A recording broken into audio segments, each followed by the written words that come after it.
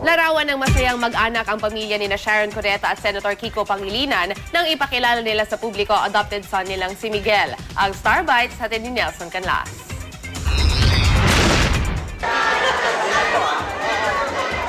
Bakas ang matinding saya sa mag-asawang Sharon Cuneta at Senator Kiko Pangilinan nang ipakilala nila sa publiko ang kanilang adopted son na si Miguel.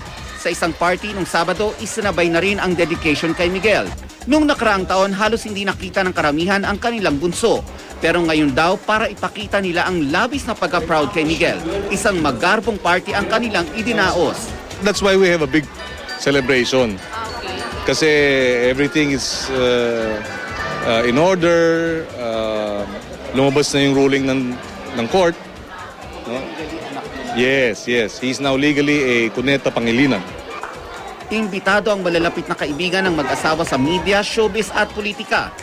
Kabilang sa godparents ni Miguel sina Shara Soto at ang mag-asawang Judy Ann Santos at Ryan Agoncillo. Hindi naman nakarating sina Ninang Jinky at Ninong Manny Pacquiao dahil umalis na pa Amerika ang Team Pacquiao para sa training ni Pacman.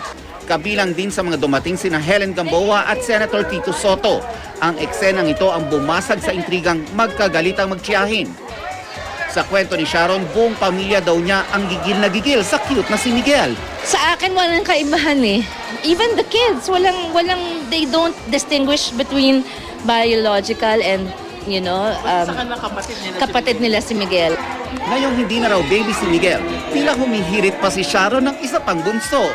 Naglalapyo lagi, parang, Daddy, mga ganyan ako. Kasi you want to make sure na lahat sila ay binibigyan mo ng 110% time and attention.